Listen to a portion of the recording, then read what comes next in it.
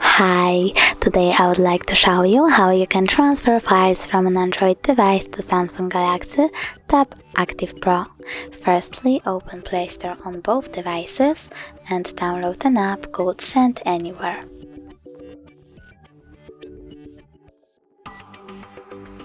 Now open it. Click I accept, choose Confirm, click on Continue and select Allow.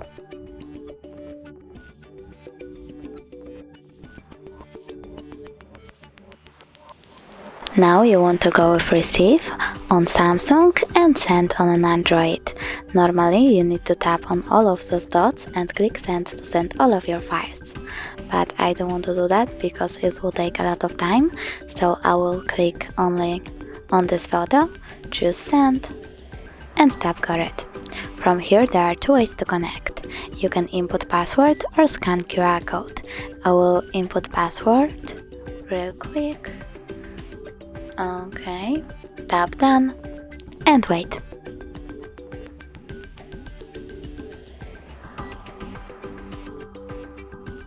As you can see, my file was successfully transferred, but if you want to check it out for sure, you can always go into Files, select in my case Images, and as you can see, Send Anywhere folder is already over here.